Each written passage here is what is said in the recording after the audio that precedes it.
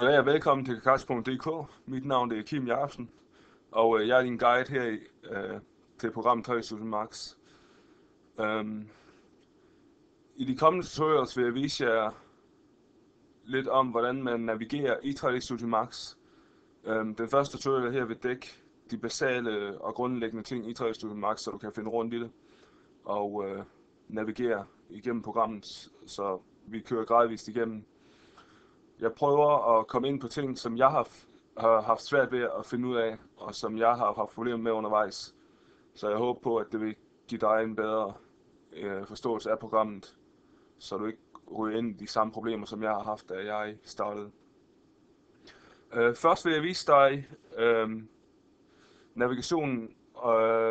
Nej, vent et øjeblik. Jeg vil starte med at vise dig viewports.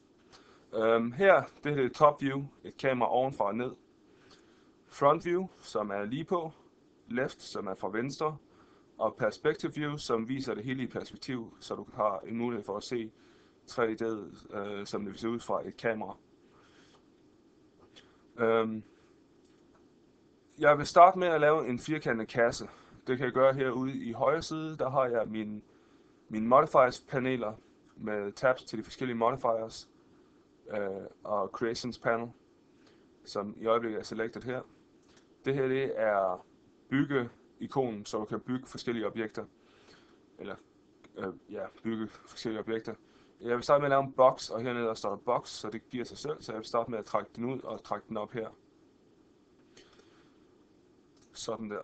Højre klik for at fjerne markeringen fra box heroppe, så jeg ikke laver en ny, når jeg begynder at trykke.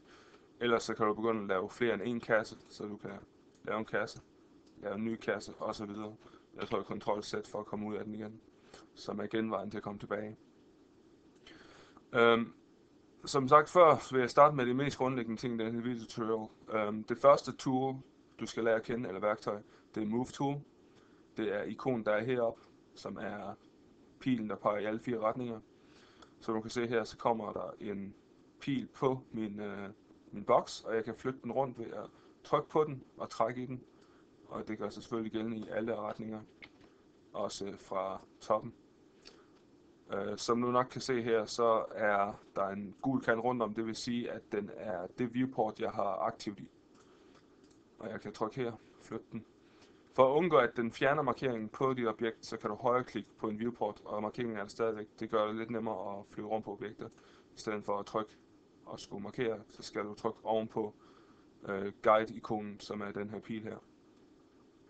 Næste tool er rotationsværktøjet, som giver dig en rotation, og du kan igen se, at den har de her farver, grøn, rød og gul her, fordi at den er selected. Nu kan du så se, at jeg har markeret den, så fjerner den markeringen fra rød, grøn og blå. Den her markering i de her farveskala er taget fra RGB color skalaen, som er rød, grøn, blå på en normal computerskærm, og den giver dig også en bedre forståelse undervejs, så du kan se, hvilken akse det er. Så R, som er rød, korresponderer med første akse, som er X. G, som er grøn, korresponderer med Y-aksen, som er anden akse. Og Z, som er den sidste, korresponderer selvfølgelig med Z-aksen. Så du har en visuel indikation af, hvilken akse du har gang i, eller skal til at trække i. Det sidste værktøj heroppe er skaleringsværktøjet, som gør, at du kan skalere dit objekt. Nu kan du se her, jeg kan skalere den efter hvordan det ser bedst ud. Når du arbejder med flyt-værktøjet Move Tool, så har du måske set, at det kan være meget svært at placere den præcist, hvor du vil have den. Det kan gøres nemmere ved at bruge den magnet, der er herovre, hvor der står 3 oppe i hjørnet. Trykker du den ned, så flytter den objektet, du har gang i, med 3 segmenters interval. Det samme vil gøre sig gældende med rotationsværktøjet. Der skal du vælge rotationsmagneten, og der er det 5 graders interval. Og det samme med procenttegnen for skaleringen, og der vil den skalere med det forudsatte valg, som er 10%. Som du kan se her, så når jeg højreklikker op på et af de her værktøjer, så viser den et overview over grid and snap, som gør mig i stand til at kunne få den til at snappe efter forskellige objekter. Det vil sige, at jeg kan få den til at snappe efter en face, altså et andet objekt, kanter og så videre på andre objekter, og hvor stor interval på de forskellige segmenter, jeg flytter den efter, er. Rotationen hernede i angle, og procenter for skaleringen af 10% her. De kan selvfølgelig skaleres eller sættes op og ned, alt efter hvad du arbejder på. De her værktøjer kan markeres med shortcuts på keyboardet. Q er piltasten, som vil være rigtig god at bruge, når du skal markere mere end et objekt ad gangen, ved at holde kontrol nede og skulle markere flere. W, som er flytteværktøjet, som jeg viste før. E, rotation. Og R er skalering.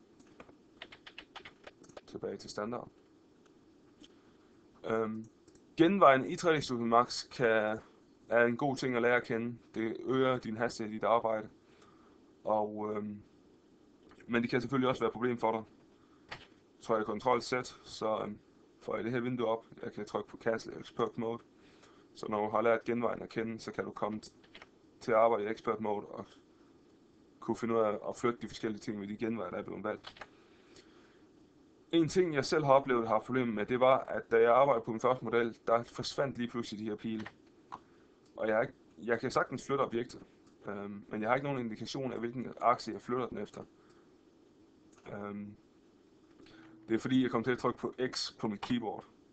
Så X fjerner og viser ikonet på dit objekt, i hvilken retning du kan flytte den.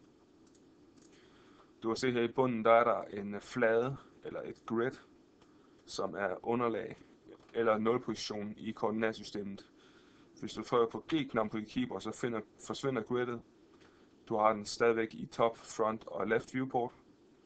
Du kan selvfølgelig markere den og trykke på G for at fjerne den, eller G igen for at aktivere den. Jeg aktiverer den lige nu. Længere nede på vores i programmet, der har vi en animationslinje, som vi har vendt tilbage til senere, når vi skal begynde at animere. Under den, når jeg har markeret objektet, kan du se, at XY-koordinatet for mit objekt er en smule ved siden af nulpunktet på aksen. Ved at trykke 0 og 0 her, det er måske mere tydeligt der, kan du se, at objektet har flyttet sig. Så nu er den på det absolutte nulpunkt i X- og Y-koordinatet. Z-koordinatet, som er op og ned, er også lidt ved siden af, at jeg sætter den til 0. Så nu ligger den helt plan på underlaget, og med dens punkt på nulpunktet. Så den er centreret perfekt til min scene her. Længere ud til højre, der har vi en loop, der gør, at du kan zoome ind og ud på dit objekt. Den næste, der zoomer du ind på alle dine viewports, som er de her 4 her. Den ved siden af centrerer dit aktive viewport, som er perspective view med den gule kant, som er aktiv på det objekt, du har selected.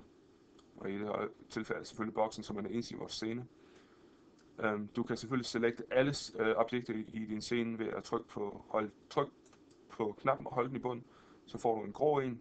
Den vil maksimere til alle objekter i din scene. Så hvis du har et stort landskab med flere bokse og bjerge og så videre, så vil du kunne zoome ud på alt, så du kan få det hele at se. Ved siden af den, der er der en med de 4 viewports plus kassen. Og den knap gør, at du zoomer ind på det hele i alle viewports til det objekt, der er selected. I det tilfælde er det den hvide. Så den zoomer ind på det objekt, der er selected. Så hvis jeg trykker på den, så zoomer den ind på det. Og her igen kan jeg vælge den grå, så jeg får alle billeder, jeg har i scenen, eller alle objekterne i scenen til at blive vist i mine viewports. Under det objekt, der har jeg en lille kasse til en stor kasse med en pil fra nederste højre hjørne op til øverste venstre. Og der kan jeg maksimere det viewport, jeg har gang i. I det her tilfælde er perspective view, så jeg trykker på den, og den maksimerer. Front view, maksimerer, og så fremdeles. Det dækker den første tutorial, som er det mest grundlæggende. I næste tutorial vil jeg vise jer, hvordan I konverterer objektet, så I kan begynde at lege med den. Tilføje kanter på det, extrude den, som er presse en side ud af den, og begynde at modellere på den, som om det var en klump ler. Tak fordi du har brugt din tid på at se min tutorial. Mit navn er Kim Jacobsen.